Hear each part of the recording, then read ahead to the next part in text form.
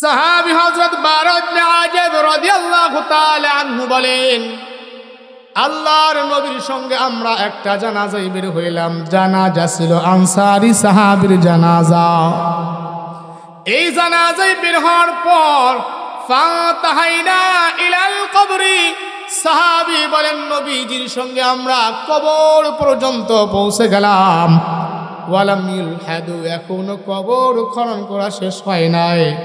ফাজালাসান নবী সাল্লাল্লাহু আলাইহি ওয়াসাল্লাম, আল্লাহর নবী সাল্লাল্লাহু আলাইহি ওয়াসাল্লাম ওই কবরস্থানে বসে পড়লেন। সাহাবী বলেন ফাজালাসনা হাওলাহু, আমরাও নবীজির পাশে সুন্দর করে বসে গেলাম।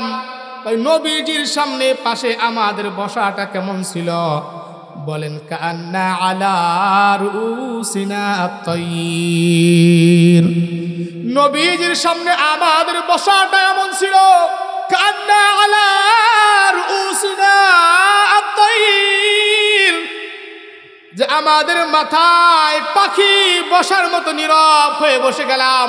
এমন শান্ত হয়ে আমরা বসে গেলাম যেন আমাদের মাথার উপরে পাখি বসে আছে।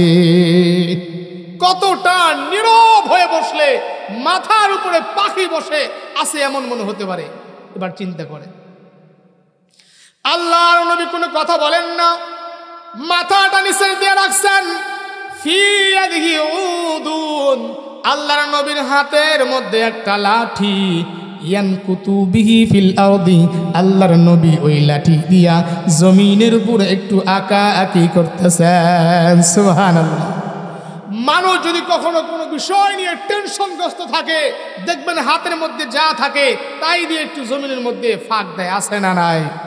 বর্তমান ডিজিটাল যুগের ছেলেপেলেরা আরেকটু অগ্রসর হয়ে যদি কোনো গার্লফ্রেন্ড থাকে, গার্লফ্রেন্ডের সঙ্গে কথা বলতে গিয়ে দেখবেন সামনে খুঁড়তে খুঁড়তে মাটি গর্ত করে ফেলে। কথা বলেন ঠিক কিনা? যখন কোনো একদিকে মন দেয়, তার হাত মস্তিষ্ক থাকে একদিকে, একটা চিন্তার হাত অন্যদিকে আর একটা কাজ করতে থাকে। এরকম হয় কি হয় না? আল্লাহর নবী গোরস্থানের মধ্যে বসা কবর নিয়ে চিন্তা করতেছেন, আর হাতের মধ্যে লাঠি নিয়ে জমিনের মধ্যে আঁকাআঁকি করতেছেন। ফারাফা রাসাহু, হঠাৎ নবীজি মাথা উপরের দিকে উঠায়। সুম্মা ক্বালা ইস্তাঈযু বিল্লাহি মিন আযাবিল কবরি মাররাতাইন আও সালাসান। সুম্মা ক্বালা, অতঃপর নবীজি আমার বলেন, ইস্তাঈযু বিল্লাহি মিন আযাবিল কবরি, তোমরা আল্লাহর কাছে এই কবরের আযাব থেকে পানাহ চাও। তোমরা এই কবরের আযাব থেকে আল্লাহর কাছে পানাহ চাও। মাররাতাইন আও সালাসান, নবীজি কথাটা দুইবার অথবা তিনবার বললেন। কারণ দুনিয়ার জমিন থেকে যখন মানুষ চলে যায় তখন তার প্রথম ঘাঁটি হলো কবর। ঠিক কিনা জোরে বলেন? সমস্ত ঘাটির মধ্যে সবার প্রথম যে ঘাঁটি হবে আমাদের জন্য সেটা হবে কবর। পয়গম্বর বলেন যে কবরের ঘাঁটি থেকে যে ব্যক্তি নাজাত পেয়ে যাবে, মুক্ত হয়ে যাবে, ওই ব্যক্তি বাকি সমস্ত ঘাঁটি থেকে নিরাপদে পার হয়ে যাবে। সুবহানাল্লাহ বলেন। বাকি ঘাঁটি, ফুলসিরাত, মিজানের পাল্লা, এই সব জায়গায় আল্লাহ তাকে সহজে পার করে দিবেন। সুবহানাল্লাহ জোরে বলেন। নবীজি বললেন, ইস্তাঈযু বিল্লাহি মিন আযাবিল কবরি, কবরের আযাব থেকে তোমরা আল্লাহর কাছে পানাহ চাও।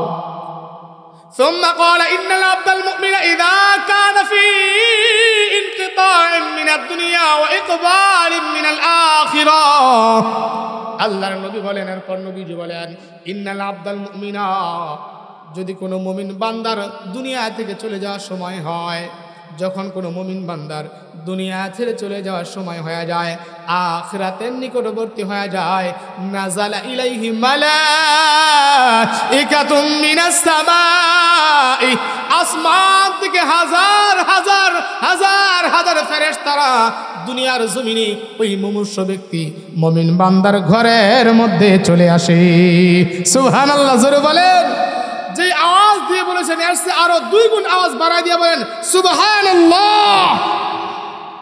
মুমিন বান্দা যখন দুনিয়া ছেড়ে চলে যাবে, ইন্নাল আবদাল মুমিনা ইযা কানা ফি ইনকিতাইন মিনাদ দুনিয়া, ইনকিতাইন মিনাদ দুনিয়া ছেড়ে যাওয়ার সময় হয়, ইকবাল মিনাল আখিরা, ইকবাল নিকটবর্তী, আখিরাতের নিকটবর্তী হয়ে যায়। নাযালা ইলাইহি মালাইকাতুম মিনাস সামাই, আসমান থেকে হাজার হাজার ফেরেশতা মুমিন মুমূর্ষ বান্দার বাড়ির মধ্যে চলে আসে। সুবহানাল্লাহ বলেন। যেমন মনে করেন আমি একজন মুমিন মানুষ, মুসলমান, আমার মৃত্যু হবে, আমি মৃত্যু সজ্জায়, বা আপনি মৃত্যু সজ্জায়, যে কেউ মৃত্যু সজ্জায় ঘরের মধ্যে বিছানায় শুয়ে আছেন, বলে মৃত্যুর সময় অতি নিকটে, আখিরাতের অতি কাছে হয়ে গেছে, এমন সময় আসমান থেকে আল্লাহ একদল ফেরেশতা দুনিয়াতে পাঠায় দেয়। সুবহানাল্লাহ বলেন। এরা কি করে? এরা আসমান থেকে দুনিয়াতে নেমে আসার পরে এই মুমূর্ষ মুমিন বান্দার চোখের সামনে, মুমিন বান্দার চোখের দৃষ্টি যত দূর পর্যন্ত যায় তত দূর পর্যন্ত তারা লাইন ধরে বসে যায়। সুবহানাল্লাহ বলেন। মাদ্দাল বাসারি, চোখের দৃষ্টি যত দূর পর্যন্ত যায়, হাত্তা জালাসা ইনদা রাসিহি সুম্মা ইলাইহি সুম্মা ইয়াজিউ ইলাইহি মালাকুল মাউত, এরপর আসমান থেকে মালাকুল মাউত দুনিয়াতে চলে আসে। সুবহানাল্লাহ বলেন। আগে যেই ফেরেশতারা দুনিয়াতে চলে আসেন মুমিন বান্দার আত্মাকে স্বাগত জানানোর জন্য, তারা জান্নাত থেকে কি নিয়ে আসে জানেন? নবী ওমর বলেন, মাহুম কাফানুম মিন আকফানিল জান্নাহ। কই যেই ফেরেশতারা আসমান থেকে মুমিন বান্দাকে বিদায় দেওয়ার জন্য, স্বাগত জানানোর জন্য দুনিয়াতে নেমে আসে, ওই ফেরেশতাদের হাতের মধ্যে থাকে জান্নাতের কাফনের কাফন। সুবহানাল্লাহ বলেন। ওয়া হানুতুল জান্নাহ, এই মুমিন বান্দার আত্মাকে স্বাগত জানানোর জন্য আসমানের ফেরেশতারা শুধু কাফনের কাফন নিয়ে শেষ নয়, তারা জান্নাতের সুন্দর আতরের সুগন্ধি ডিব্বা নিয়ে আসে। সুবহানাল্লাহ বলেন। ওয়া হানুতুল জান্নাহ, জান্নাতের সুগন্ধি নিয়ে তারা দুনিয়াতে আসে। সুবহানাল্লাহ। সুম্মা ইয়াজিউ ইলাইহি মালাকুল মাউত, এরপরে আসমান থেকে মৃত্যুর ফেরেশতা দুনিয়াতে নেমে আসে। হাত্তা জালাসা ইনদা রাসিহি, এসে দুনিয়ার জমিনে ওই মুমিন বান্দার মাথার ডান পাশে বসে পড়ে। সুবহানাল্লাহ বলেন। মুমিন বান্দার ডান পাশে বসে, মাথার কাছে বসে, বসে দেখেন কি বলে। বসার পরে আবার মালাকুল মাউত মুমিন বান্দার মাথার মধ্যে হাত রেখে বলে, ইয়া আইয়াতুহান নাফসুত তাইয়্যিবা। আল্লাহু আকবার বলেন। হে পবিত্র আত্মা, উখরুজি ইলা মাগফিরাতিন মিনাল্লাহ, উখরুজি, বের হয়ে আসো, ইলা মাগফিরাতিন মিনাল্লাহ ওয়া রিদওয়ানিহি। হে মুমিন বান্দা, হে আল্লাহর প্রশান্ত, হে মুমিন বান্দা, প্রশান্ত শান্তিওয়ালা এবং আল্লাহর পক্ষ থেকে ক্ষমা প্রাপ্ত নাজাত প্রাপ্ত আত্মা, ইয়া আইয়াতুহান নাফসুত তাইয়্যিবা, হে পবিত্র আত্মা, উখরুজি ইলা মাগফিরাতিন মিনাল্লাহ, বের হয়ে আসো আল্লাহর ক্ষমা এবং সন্তুষ্টির দিকে। সুবহানাল্লাহ বলেন। মালাকুল মাউত ফেরেশতার আত্মাকে ডাক দেওয়ার পরে হাদিস শরীফের মধ্যে নবীজি বলেন, ফাতাখরুজু তাসিলু কামা তাসিলুল কতরাতু মিনাস সিকায়ে। কয় মুমিন বান্দার আত্মাকে ডাক দেওয়ার পর মুমিন বান্দার আত্মা ফাতাখরুজু তাসিলু কামা তাসিলুল কতরাতু মিনাস সিকায়ে, মুমিন বান্দার আত্মা এত সহজে বের হয়ে যায়, এত সহজ বের হয়ে আসে, বলে কলসের পানি ঢাললে যেমন সহজে বের হয়ে যায়, একজন মুমিন বান্দার আত্মা তার দেহের মধ্যে থেকে ঠিক তেমন সহজে বের হয়ে আসে। সুবহানাল্লাহ বলেন।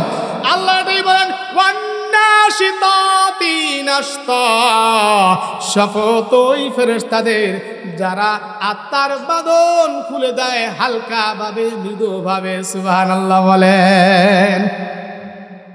তাহলে মুমিন বান্দার আত্মা এত সহজে বের করার পরে কি হয়? আগে থেকেই ফেরেশতারা ওই যে কাফনের কাফন নিয়ে আসছে আর জান্নাতের সুগন্ধ নিয়ে আসছে, বলে যখন মালাকুল মাউত আত্মাটা বের করবে আমার আপনার মুমিন মুসলমানের, বলে ওই ফেরেশতারা ডাক দিয়ে বলবে, হে মালাকুল মাউত, আপনার কাছে আত্মা রাখার দরকার নাই, আমাদের হাতে দিয়ে দেন। সুবহানাল্লাহ বলেন। আল্লাহু আকবার। এবার মুমিন বান্দার আত্মাকে নেওয়ার জন্য ওই ফেরেশতারা কাফনের কাপড়টা খুলে মেলে ধরবে। ওই কাফনের মধ্যে, জান্নাতের কাফনের মধ্যে ওই মালাকুল মউত মুমিন বান্দার আত্মাটা দিয়া দিবে। সুবহানাল্লাহ বলেন। এরপরে আগে থেকেই সুগন্ধি নিয়ে আসনেওয়ালা ফেরেশতারা আসবে, আর মুমিন বান্দার আত্মার সঙ্গে ওই সুগন্ধিটা লাগাবে। লাগানোর পরে মুমিন বান্দার আত্মা এত সুঘ্রাণ বের হয়ে যাবে, দুনিয়ার সমস্ত ফেরেশতাদের নাক সুরভিত করে ফেলবে। সুবহানাল্লাহ বলেন। সমস্ত ফেরেশতাদের নাক সুরভিত হয়ে যাবে। এরপরে মুমিন বান্দার আত্মা নিয়ে ফেরেশতারা আসমানের দিকে একটা দৌড় দেয়। দৌড় দেওয়া সাবিহাতি সাবহা ফাসসাবিকাতি সাবকা ফালমুদাব্বিরাতি আমরা। দৌড় দেওয়ার পরে আসমানে প্রথম আসমান যাবে। প্রথম আসমানের দারোয়ানকে গেট খোলার জন্য বলা হবে। সঙ্গে সঙ্গে মুমিন বান্দার জন্য জান্নাত প্রথম আসমানের গেট খুলে দেওয়া হবে। মুমিন বান্দা প্রথম আসমানে প্রবেশ করবে, সমস্ত ফেরেশতারা স্বাগত জানাবে। সেখান থেকে দ্বিতীয় আসমান পর্যন্ত প্রথম আসমানের সমস্ত ফেরেশতা মুমিন বান্দার আত্মাকে স্বাগত জানায়া দ্বিতীয় আসমান পর্যন্ত নিয়ে যাবে। সুবহানাল্লাহ। এভাবে তৃতীয় আসমান, চতুর্থ আসমান, হাত্তা ইউনতাহা ইলা সামাই সাবিআতি, এভাবে নিতে নিতে নিতে নিতে মুমিন বান্দার আত্মাকে 7 আসমান পর্যন্ত নিয়ে যাবে। সুবহানাল্লাহ। 7 আসমানে যাওয়ার পর আল্লাহ পাক ডাকতে বলবেন, উকতুবু কিতাব আবদি ফি ইল্লিয়িন। আল্লাহ পাক ফেরেশতাদেরকে ডাক দেয়া বলবে, আমার বান্দার আত্মা নিয়ে আসছো, হ্যাঁ ভালো কথা, আমার বান্দার আমলনামা তোমরা ইল্লিনের মধ্যে লিখে দাও। সুবহানাল্লাহ। 7 আসমানের আরশের ডান সাইডে ইল্লিন নামক একটা জায়গা আছে, যে জায়গায় মুমিন বান্দাদের আমলনামা সংরক্ষণ করা হবে। ওই জায়গার মধ্যে মুমিন বান্দার আমলনামা লেখার জন্য আল্লাহ আদেশ করবে। সঙ্গে সঙ্গে মুমিন বান্দার আমলনামা ওই ইল্লিনের মধ্যে লিখে দেওয়া হবে। সুবহানাল্লাহ। এরপর আল্লাহ বলবে, আমার বান্দার আত্মা দুনিয়াতে ফিরে দাও। দুনিয়াতে যেই জায়গায় কবর দেওয়া হয়েছে, যেই জায়গায় তার লাশটা ভ্যানিশ হয়ে গেছে, অথবা যেখানে কবর দেওয়া হয়েছে ওই জায়গায় বান্দার দেহের মধ্যে আত্মাটা ফিরিয়ে দাও। তখন ফেরেশতারা বলবে, আল্লাহ, মুমিন বান্দার আত্মা এত সুঘ্রাণ, 7 আসমানে থাকলে তো আমরা তার ঘ্রাণটা নিতে পারবো। আল্লাহ ডাক দা বলবে, না না, আমি আল্লাহই তো ঘোষণা করেছি, মিনহা খলাকনাকুম ওয়া ফিহা উইদুহুম ওয়া মিনহা নুখরিজুকুম তারাতান উখরা। আল্লাহ পাক ডাক দা বলবে, এ ফেরেশতারা শোনো শোনো, আমি আল্লাহ তো ওয়াদা করেছি মানুষদেরকে, এই মাটি থেকেই মিনহা খলাকনাকুম, এই মাটি থেকেই তোমাদেরকে আমি সৃষ্টি করেছি, ওয়া মিনহা নুখরিজুকুম, এর মাঝখান থেকে আবার তোমাদেরকে বের করব। এই মুসলমান ইমানদার, আল্লাহ পাক আমাদেরকে এই মাটি থেকে সৃষ্টি করেছেন, এই মাটির মধ্যে আবার আমাদেরকে রাখবেন, কিয়ামতের ময়দানে আবার এই মাটি থেকে উত্তোলন করবেন। আল্লাহ বলবে, আমি যেহেতু বলেছি মাটির মধ্যে থেকে বান্দাকে বের করব, সুতরাং আমার বান্দার আত্মা তার দেহের মধ্যে ফিরিয়ে দাও। সুবহানাল্লাহ বলেন। এরপরে ফেরেশতারা মুমিন বান্দার আত্মা নিয়ে দুনিয়ার জমিনে আসবে। মুমিন বান্দার যেই জায়গায় কবর, ওই কবরে তার দেহের মধ্যে আত্মাটা ফিরাইয়া দিবে। সুবহানাল্লাহ বলেন। সুম্মা ইয়াতিহি মালাকান, এরপর 2 জন ফেরেশতা মুমিন বান্দার কাছে আসবে। ওয়াজলিসান বিহি, মুমিন বান্দাকে উঠায়া বসাবে। সুবহানাল্লাহ বলেন। ওয়াসআলান বিহি, আর মুমিন বান্দাকে প্রশ্ন করবে, মার রব্বুকা, তোমার রব কে? আমরা আপনারা সবাই জোরে বলি, আমাদের রব কে? যে আওয়াজ দিয়া বলছেন এর চাইতে আরো 2 গুণ আওয়াজ দিয়া বলেন, আমার আপনার রব কে? আরো জোরে বলেন, আমার আপনার রব কে? সেদিন ওই বান্দাকে বলা হবে মার রব্বুকা, আপনাকে বলা হবে, আমাকে বলা হবে, প্রতিটি মুমিন বান্দাকেই বলা হবে মার রব্বুকা, তোমার রব কে। মুমিন বান্দা দুনিয়াতে আল্লাহর হুকুম পরিপূর্ণ পালন করে থাকলে মুমিন বান্দা দিক্তহীন কণ্ঠে আওয়াজ দিয়া বলবে রব্বি আল্লাহ। সুবহানাল্লাহ বলেন। মুমিন বান্দা জবাব দেবে রব্বি আল্লাহ, আমার রব হলো আল্লাহ। মুমিন বান্দাকে আবার প্রশ্ন করা হবে ওমান দীনুকা, তোমার দিন কি ছিল? মুমিন বান্দা পরিপূর্ণ দ্বীনের উপর চললে মুমিন বান্দা সেদিন জবাব দিবে আপনি আমি দুনিয়ার সমস্ত মুমিন মুসলমান যদি আল্লাহর হুকুম পরিপূর্ণ মেনে থাকে ওই দিন এক বাক্যে বলবে দীনিয়াল ইসলাম। আমার আপনার ধর্ম কি জোরে বলেন? আওয়াজ দিচ্ছেন তার চাইতে 2 গুণ আওয়াজ দিয়া বলেন আপনার আমার ধর্ম কি জোরে বলেন? ইসলাম হলো আমার ধর্ম। ইসলাম যদি পরিপূর্ণ পালন করেন সেদিন ফেরেশতাদের প্রশ্নের জবাবে এক বাক্যে বলে দিবেন দীনিয়াল ইসলাম। আল্লাহু আকবার। এরপরে মুমিন বান্দাকে প্রশ্ন করা হবে ওমান হাদার রাজুলুল্লাযী বুইসা ফীকুম, নবীজির চেহারা দেখায়া বলবে, ছবি দেখায়া বলবে ওয়ামান হাদার রাজুল, এই লোকটাকে। এই প্রশ্নের দ্বারাই বোঝা যায় যে আমাদের নবীকে দেখায়া বলবে, ঠিক কিনা বলেন? বিভিন্ন ব্যাখ্যা আসছে, ব্যাখ্যায় গেলাম না। আমাদের নবীকে দেখায়া বলবে ওয়ামান হাদার রাজুলুল্লাযী বুইসা ফীকুম, এই লোকটাকে যাকে তোমাদের নিকটে প্রেরণ করা হয়েছিল।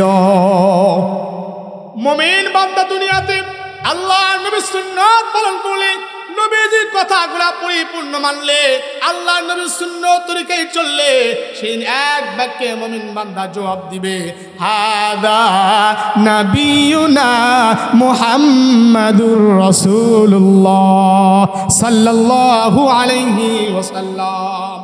মুমিন বান্দা সেদিন জবাব দিবে ইনি হলেন আমার নবী, যাকে আল্লাহ আমাদের কাছে নবী বানিয়ে পাঠাইছিলেন। তখন তাকে বলা হবে আইনা ওয়াজাদতু হাদা,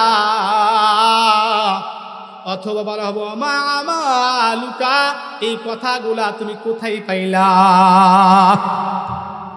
এই জবাব তুমি কোথায় পাইলা? তখন মুমিন বান্দা বলবেন ক্বরাতু কিতাবাল্লাহ। মুমিন বান্দা জবাব দিবে দুনিয়াতে আমি আল্লাহর কোরআন পড়েছি। আল্লাহু আকবার বলেন। দুনিয়াতে আমি আল্লাহর কোরআন পড়েছি। ক্বরাতু কিতাবাল্লাহ ওয়া আমানতু বিহি ওয়া সাদ্দাকতু, তাই আমি দুনিয়াতে আল্লাহর কোরআন পড়েছি আর ওই কোরআনকে সত্যায়ন করেছি, কোরআনের প্রতি ঈমান এনেছি। সঙ্গে সঙ্গে ওয়া ইউনাদি মুনাদি মিনাস সামাই, ওয়া ইউনাদি মুনাদি মিনাস সামা। এ মুসলমান, মুসলমানের কত বড় সৌভাগ্য হবে ওয়া ইউনাদি মুনাদি মিনাস সামাই, সঙ্গে সঙ্গে আসমান থেকে একজন ঘোষণাকারী ঘোষণা করবে, ডাকনেওয়ালা ডাকবে। এর মেজদাক হলো আমার আল্লাহ স্বয়ং নিজে বান্দাকে ডাক দেয়া বলবে, ফেরেশতাদেরকে ডাক দেয়া বলবে আন সাদাকা আবদি, আন সাদাকা আবদি। আল্লাহু আকবার। আমার আল্লাহ সেদিন মুমিন বান্দার 3টা প্রশ্নের জবাবে ডাক দেয়া বলবেন এ ফেরেশতারা সাক্ষী থাকো, সাক্ষী থাকো, আন সাদাকা আবদি, আমার বান্দা সত্য বলেছে, আমার বান্দা সত্য বলছে। সুবহানাল্লাহ বলেন। এর চাইতে ভাগ্যবান আর কোন ব্যক্তি আছে যেই ব্যক্তির ব্যাপারে আমার আল্লাহ নিজে সত্যায়ন করবে, যে আল্লাহ নিজে বলবে আমার বান্দা সত্য বলছেন। ওর চাইতে বড় ভাগ্যবান আর কে হতে পারে? আপনারাই একটু বিবেচনা করেন।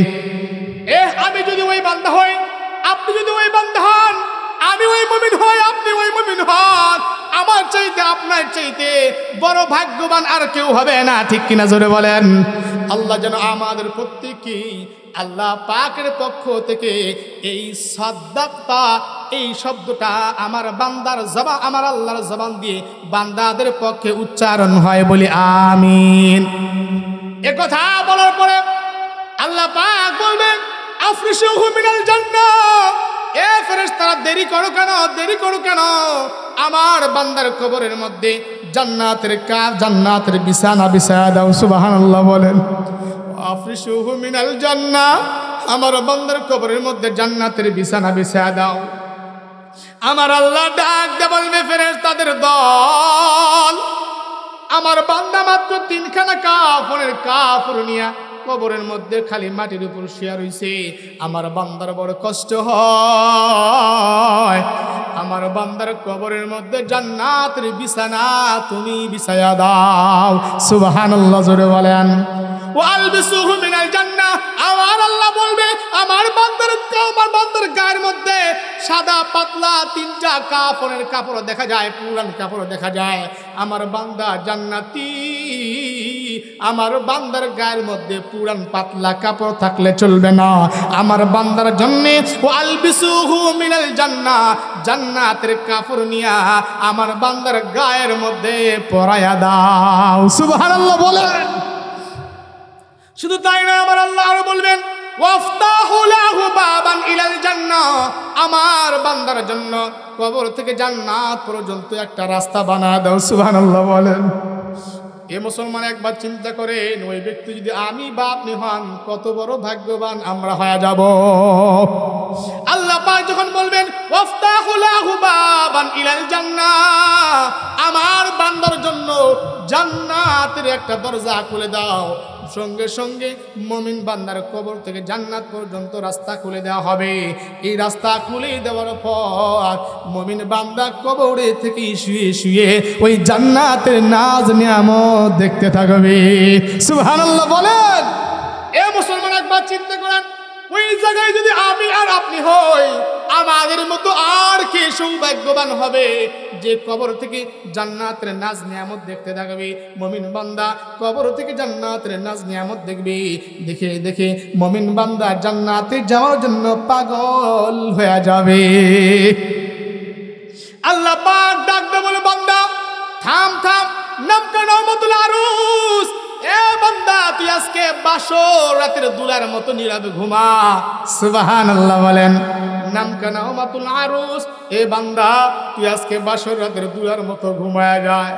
এ বান্দা তোকে আর কেউ ডিস্টার্ব করবে না। এই জন্য সর্বশেষ যে ব্যক্তি দুনিয়া থেকে বিদায় নিবে, ওই ব্যক্তি কম পক্ষে 50,000 বছর, 50 আলফা সানা, 50 বছর কবরের জগতে ঘুমাবে। ঠিক কিনা বলেন? প্রতিটি মুমিন বান্দা কবরের মধ্যে ঘুমান্ত অবস্থায় আছে, আলমে বারজাখ কবরের জগতের মধ্যে ঘুমান্ত অবস্থায় আছে।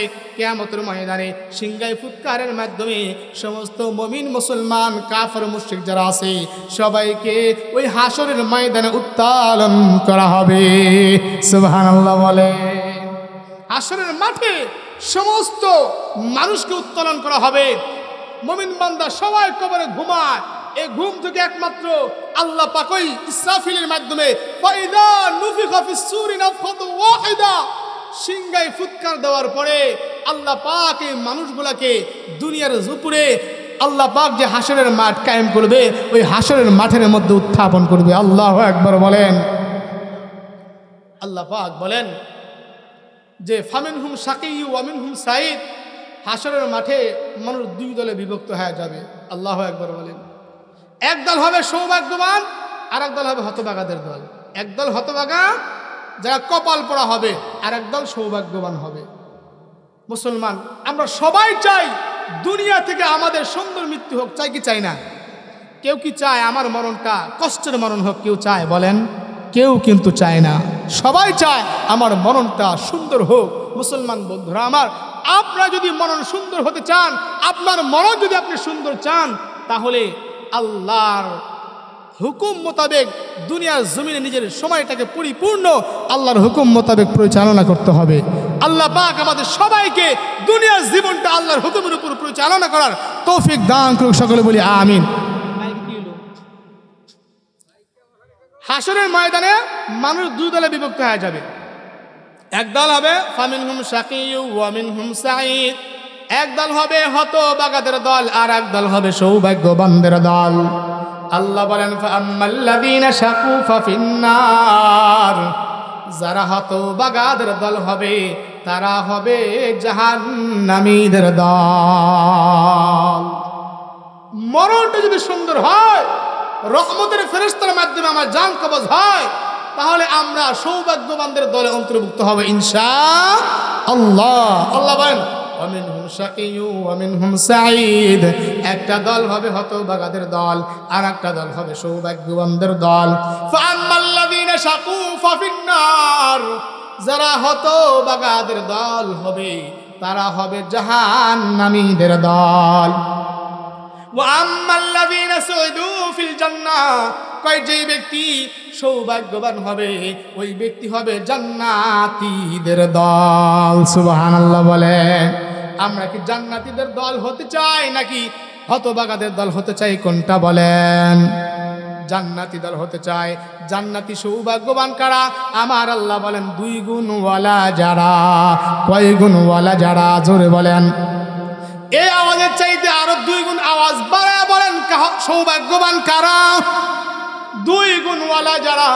আমার আল্লাহ বলেন ইন্নাল্লাযীনা আমানু ওয়া আমিলুস সালিহাত।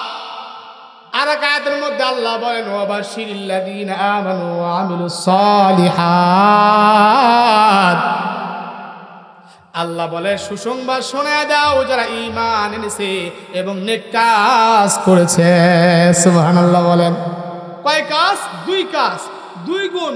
2 গুণওয়ালা যারা সৌভাগ্যবান জান্নাতীদের দল হবে তারা। সুবহানাল্লাহ বলেন। 1 নাম্বার ঈমান, 2 নাম্বার নেক কাজ। 1 নাম্বার কি জোরে বলেন? ঈমান। 2 নাম্বার কি? নেক কাজ। ঈমান আবার কেমন ঈমান? আমার ঈমানও ঈমান, তসলিমান আসরিনের মতো মুসলমানের ঈমানও তো ঈমান, ঠিক কিনা বলেন? আমার ঈমানও তো ঈমান, আমাদের ঈমান সাহাবায়ে কেরামের ঈমান ও ঈমান। আমার ঈমান আর সাহাবায়ে কেরামের ঈমানের মধ্যে একটু পার্থক্য না? অনেক পার্থক্য, অনেক পার্থক্য। তো আল্লাহ বলেন অপরাধের মধ্যে আমিনু কামা আমানান নাস। আল্লাহু আকবার বলেন। আল্লাহ বলে ঈমান আনো যেমন মানুষরা ঈমান আনছে। সূরা বাকারার মধ্যে আমার আল্লাহ বলে আমিনু কামা আমানান নাস। ঈমান আনো যেমন মানুষেরা ঈমান আনছে। এই মানুষ দ্বারা কারা উদ্দেশ্য? আমার আল্লাহ এই মানুষ দ্বারা সাহাবায়ে কেরামকে উদ্দেশ্য এনেছেন। সুবহানাল্লাহ বলেন। আমিনু কামা আমানান নাস। আমিনু কামা আমানান নাস দ্বারা যারা ঈমানের জন্য জীবন দিয়েছে তারা উদ্দেশ্য হতে পারে। আব্দুল্লাহ বিন তাবাই নামে একটা যুবক, সে উদ্দেশ্য হতে পারে। আম্মার রাদিয়াল্লাহু তাআলা আনহুর মা সুমাইয়া রাদিয়াল্লাহু তাআলা আনহা উদ্দেশ্য হতে পারে। আমিনু কামা আমানান নাস। আমিনু কামা আমানান নাস দ্বারা আল্লাহর নবীর সাহাবী হযরত খুবাইব উদ্দেশ্য হতে পারে। আমিনু কামা আমানান নাস দ্বারা এরকম ফেরাউনের বিবি আসিয়া উদ্দেশ্য হতে পারে। আমরা এখন জানবো সাহাবায়ে কেরামের ঈমান কেমন ঈমান ছিল। আল্লাহর নবী সাহাবী হযরত আম্মার রাদিয়াল্লাহু তাআলা আনহু, মার নাম ছিল সুমাইয়া। মুসলমান হওয়ার পরে রাস্তা দিয়ে যাওয়ার সময় হঠাৎ বদমাশ আবু জাহেল তার সামনে পড়ে যায়। বদমাশ আবু জাহেল ডাক দেয়া বলে, কিরে আম্মার, তুমি ঈমান এনেছো? বলে হয় ঈমান এনেছি। সুমাইয়াকে ডাক দেয়া বলে, কিরে সুমাইয়া, তুমিও ঈমান আনছো? বলে হয় ঈমান এনেছি। কয় ঈমান ছেড়ে দাও, নাইলে আমি তোমাদেরকে কঠিন পরিণতি করব। হযরতে আম্মার এবং তার মা সুমাইয়াকে আবু জাহেল, বদমাশ আবু জাহেল অত্যাচার নির্যাতন শুরু করে দেয়। মা এবং ছেলে কেউ ঈমান ছাড়ে না, হাজার কষ্ট সহ্য করে তবু ঈমান ছাড়ে না। এমন সময় আবু জাহেল দেখলেন মুসলমানদেরকে মারের উপরে দেখায়া ঈমান ত্যাগ করানো যাবে না। খাঁটি মুসলমান যারা, তাদেরকে দুনিয়াতে মারের ভয়, জেলের ভয় আর মৃত্যুর ভয় দেখে দমিয়ে রাখা যাবে না। কথা বলেন ঠিক কিনা? খাঁটি মুসলমান মুসলমান যারা তাদেরকে হাজার নির্যাতনের ভয় দেখাইলেও, হাজার জেল জরিমানার ভয় দেখাইলেও, হাজার ক্রসফায়ারের ভয় দেখাইলেও মুসলমান ঈমান থেকে সামান্য পিছু হবে না। কথা বলেন ঠিক কিনা? মুসলমান তো সিংহের জাতি, কাফের মুশরিকদের হুঙ্কারে ভয় পায় না। কথা বলেন ঠিক কিনা? কারণ আমরা সেই বীরের জাতি যারা মাত্র কয়েকজন সৈন্য নিয়ে হাজার হাজার কাফেরের বিরুদ্ধে সফল লড়াই করেছে। ঠিক কিনা জোরে বলেন? বর্তমানে আমরা দেখতে পাই বিভিন্ন দিক থেকে আমাদের বাংলাদেশের মুসলমানদেরকে হুমকি দেওয়া হয়। কথা ঠিক বললাম না ভুল বললাম? জোরে বলেন। তোমাদের হুমকি আমরা কেয়ার করি না, কারণ আমাদের নবী বলে গেছেন, যেই নবীর কথা দুনিয়ার বন্দুকের গুলি মিস হতে পারে, আমার নবীর কথা মিস হবে না। কথা বলেন ঠিক কিনা? আমার নবী বলছেন, হিন্দুস্তানের সঙ্গে মুসলমানদের একটা যুদ্ধ হবে, সেই যুদ্ধে বিজয় একমাত্র মুসলমানদের হবে ইনশাআল্লাহ। সুতরাং তোমরা যতই ফালাফালি করো, আমার নবী বলে গেছেন, যদিও মুসলমানদের রক্ত ঝরবে, অনেক যুবক প্রাণ দিবে, তারপরেও বিজয় মুসলমানদের হবে ইনশাআল্লাহ। আল্লাহ কবুল করুক, বলি আমিন। আম্মার এবং তার মা সুমাইয়া বলতেছেন যে তোমরা যতই ভয় দেখাও, তোমাদের ভয়ে আমরা ঈমান ছাড়ব না। সুবহানাল্লাহ বলেন। তখন আবু জাহেল চিন্তা করলো, এখন কি করা যায়? এদেরকে তো মায়ের ভয় দেখায় লাভ হবে না, কৌশলে কাজ করতে হবে। হযরতে আম্মারকে ডাক দিয়ে বলে, আম্মার বলো, ঈমান ছাড়বা নাকি তোমার মার কঠিন অবস্থা তুমি দেখবা? এরে আম্মার, ঈমান ছেড়ে দে, নইলে কিন্তু তোর চোখের সামনে তোর মাকে বেইজ্জতি করব, লাঞ্ছিত করব। নাউজুবিল্লাহ, জোরে বলেন। হযরত আম্মারের মা সুমাইয়া ডাক দিয়ে বলে, বাবা আম্মার, এই বদমাইশ আবু জাহেল আমার যা করার তা করুক, তুই কিন্তু ঈমান ছাড়বি না রে বাবা। দেখেন কত বড় শক্তিশালী, ধৈর্য, ঈমানের পরিচয়ওয়ালা একজন নারী। বলতেছে, বাবা আম্মার, এই বদমাইশ আবু জাহেল আমার যা করার তা করুক, তুই কিন্তু ঈমান ছাড়বি না। আল্লাহু আকবার বলেন। এবার বদমাইশ আবু জাহেল, হযরত সুমাইয়া রাদিয়াল্লাহু তাআলা আনহা, আমাদের মুসলিম বোন, এ মুসলমান নবীর জামানায় সর্বপ্রথম নারী শহীদা। ঠিক কিনা জোরে বলেন? বলতেছেন, এরে আম্মার, ঈমান ছেড়ে দে, নাইলে কিন্তু তোরা বিবস্ত্র করব। এরে আম্মারের মা ডাক দেয়া বললেন, জীবন যেতে পারে কিন্তু ঈমান ছাড়া যাবে না। আল্লাহু আকবার। আম্মারের মাকে হাজার অত্যাচার করার পরে ঈমান ছাড়ে না, তখন আবু জাহেল বদমাশ নিজেই অথবা কাউকে দিয়া আম্মারের মা সুমাইয়ার শরীরের কাপড় খুলে ফেলে। নাউজুবিল্লাহ বলেন। সন্তানের সামনে মার যদি বিবস্ত্র করা হয়, ওই সন্তানের কেমন লাগে বলেন? এরপরে আম্মার রাদিয়াল্লাহু তাআলা আনহু মাথাটা নিচের দিকে দিয়ে বলেন, আজকে যদি মাটি ফাঁকা হয়ে যাইত আর আমি যদি এই মাটির মধ্যে ঢুকে যাইতাম, আমার দুই চোখ দিয়ে আমার মার এমন করুণ অবস্থা দেখতে হইতো না। এরপর আম্মারের মা সুমাইয়া ডাক দিয়ে বলে, বাবা আম্মার, আমার যা করার তা করুক, তুমি কিন্তু ঈমান ছাড়বা না। আল্লাহু আকবার। এরপরে আম্মারের মা সুমাইয়া ডাক দিয়ে বলে, সুমাইয়া, এখনো সুযোগ আছে, ঈমান ছেড়ে দে, নাহলে আরো কঠিন পরিণতি ভোগ করতে হবে। সুমাইয়া ডাক দিয়ে বলে, যা করার করতে পারো, কিন্তু এত সুন্দর দামি দৌলত ঈমান ছাড়া যাবে না। সঙ্গে সঙ্গে বদমাশ আবু জাহেল নিজেই বা কাউকে দিয়া একটা বর্ষা দিয়ে সুমাইয়া রাদিয়াল্লাহু তাআলা আনহার তল পেটের মধ্যে এলো পাতারি ঘাও শুরু করে দেয়। নাউজুবিল্লাহ বলেন। হযরত সুমাইয়ার তল পেটের মধ্যে বল্লমের আঘাতে ঝাঁঝরা করে ফেলে দেয়। সুমাইয়া শহীদা হয়ে যাবে, রক্ত দিয়ে জমিন লাল হয়ে যাইতেছে। তবু সন্তান আম্মারকে ডাক দে বলে, বাবা আম্মার, আজকে তোমাকে বলে যায়, আমি মনে হয় শাহাদাতের সুধা পান করব, জীবনেও কখনো বেঈমানদের সামনে ঈমান ছাড়বা না, বেঈমানদের কথা ঈমান ছাড়বা না, জীবন দিয়ে দিবা রে, তবু বেঈমানের কথায় ঈমান দিবা না। আল্লাহু আকবার বলেন। আল্লাহ বলে, আমিনু কামা আমানান নাস, ঈমান আনো এই মানুষগুলোর মতো ঈমান এই মানুষগুলোর মতো যদি খাঁটি ঈমান আনতে পারো, তাহলে কবরের মধ্যে তোমার মৃত্যুর সময় তোমার জানটা আল্লাহ রহমতের ফেরেশতা দিয়ে সহজে বের করে দিবেন। সুবহানাল্লাহ বলি। আল্লাহ পাক আমাদের সবাইকে খাঁটি মুসলমান হয়ে কবরে যাওয়ার তৌফিক দান করুন, বলি আমিন।